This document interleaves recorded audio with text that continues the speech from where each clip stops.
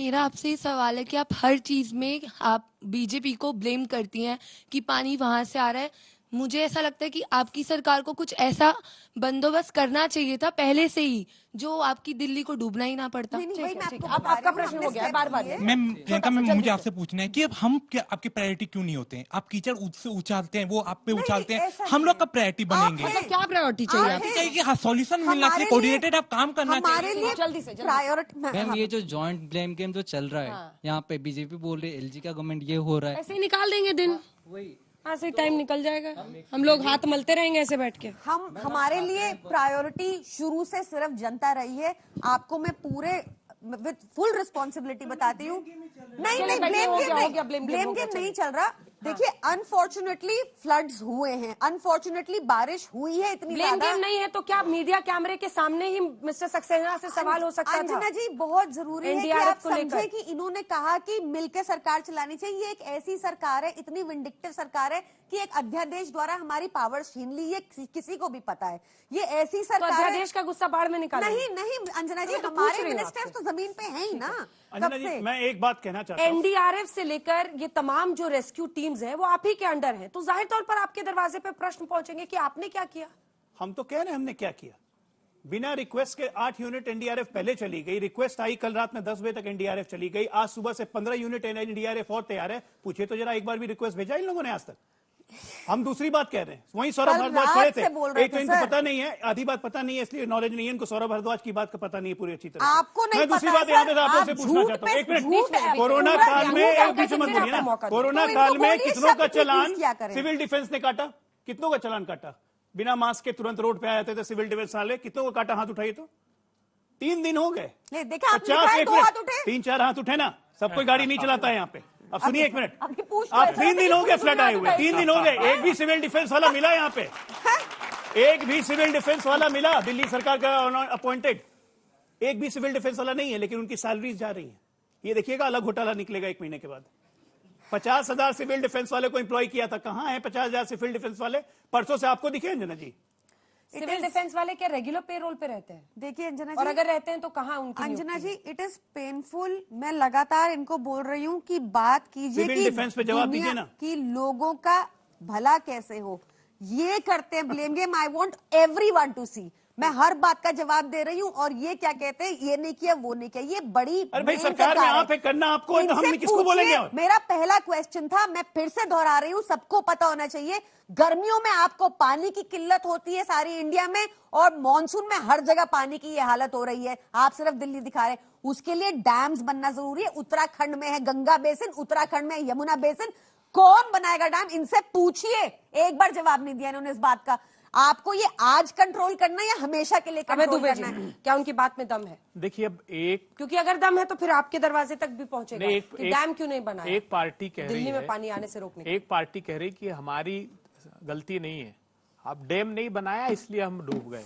एक कह रहा है कि रिवर बेसिन में आपने इंक्रोचमेंट कर दिया इसलिए डूब रहे हैं। दोनों अपने दायित्व को लेने को, तो आपने देखा बहस में कितने निचले स्तर तक एक दूसरे पर आरोप प्रत्यारोप लगा रहे हैं। और वो बच्चे ने ठीक कहा कि उनकी चिंता नहीं है। मैं फिर कह रहा हूं प्रामाणिक रूप से कि जो रूट कॉज है, और रूट कॉज कहकर ही वो रिपोर्ट सबमिट हुई है कि इन्होंने समय रहते काम नहीं किया। हम हर, अंजना जी ने आज कहा कि आप गारंटी दीजिए कि अगले वर्ष ये परिस्थितियां पैदा नहीं होगी, तो इन्होंने कहा कि हमें गारंटी देती हूं। हर वर्ष यही गारंटी दी जाती है। अरे वो बेचारा बच्चा जो कह रहा है कि मेरे कॉलेज में इतना इतना पानी भरा है, केजरीवाल जाएंगे, मित्रों मैं आपको एक नौका मुहैया करा दूंगा स्कूटी की बजाय। अरे ये सॉल्यूशन थोड़ी है साहब।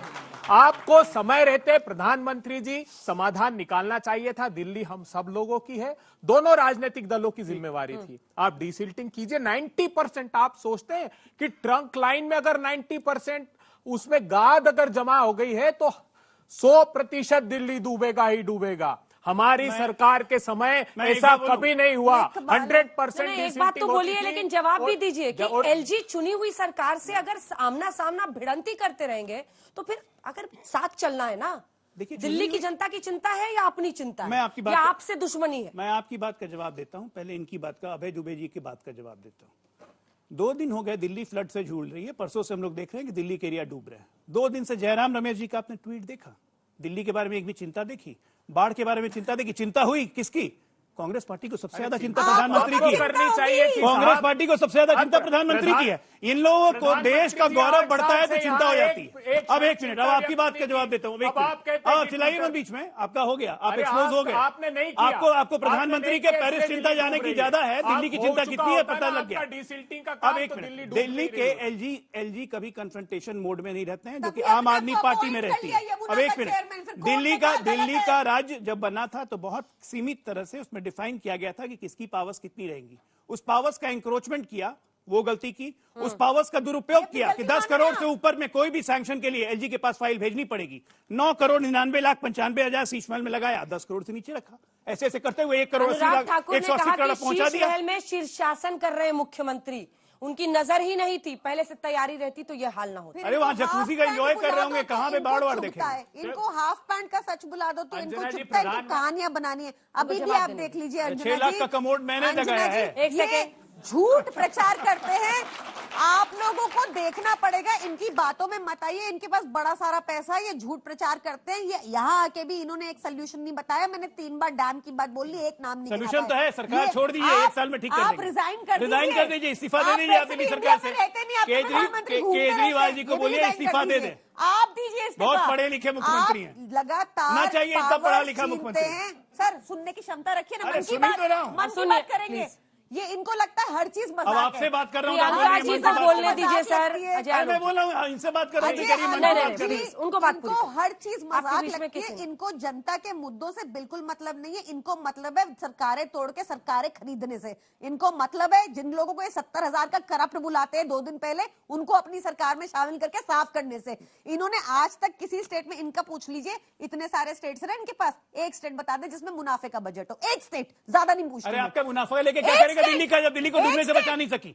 मुनाफा सिर्फ एडवर्टीजमेंट के लिए है। मुनाफा एडवर्टीजमेंट के लिए है अंजना जी, मुनाफा सिर्फ एडवर्टीजमेंट के लिए है, डिसेंटिंग के लिए नहीं है, यमुना साफ करने के लिए नहीं है। मुनाफा है अरविंद केजरीवाल का चेहरा चमकाने के लिए। एक स्टेट का नाम नहीं आ रहा, अरविंद केजरीवाल का चेहरा चमकाने के लिए। कौन सी सरकार? लेकिन ये प्रश्न तो लाजमी है ना कि प्रॉफिट वाले बजट का क्या करें जब ऐसी स्थिति में आप इनके भरोसे ही रह जाते हैं। नहीं अंजना जी, देखिए इसमें भी क्या हुआ, मैं टेक्निकल नहीं होना चाह रही थी, बट आप कह रही हैं तो हो जाती हूँ। आपको ध्यान होगा कि अभी अभी सुप्रीम कोर्ट ने सेट असाइड किया ऑर्डर। एलजी ने कहा मैं बनूंगा यमुना कमेटी के चेयरमैन। उसमें इतनी लड़ाई हो गई क्योंकि वो अपने आप को घुसते हमारी पावर्स में, उसमें ना काम करते ना करने देते। सुप्रीम कोर्ट ने कहा तुम गलत हो, तुम नहीं बनोगे। अभी अभी स्टे हुआ, पूछ लीजिए, मैं झूठ बोल रही हूँ तो। 28 मई तक नालों को साफ कर लेना था। ये देखिए, दिल्ली के नालों को 28 मई तक साफ कर लेना था। हाँ या ना? नहीं देंगे, झूठ हाँ या ना? 28 मई तक छोड़िए, यमुना का ठीक है, मान ली इनकी बात, यमुना की लड़ाई है, नालों को कब तक साफ करना था?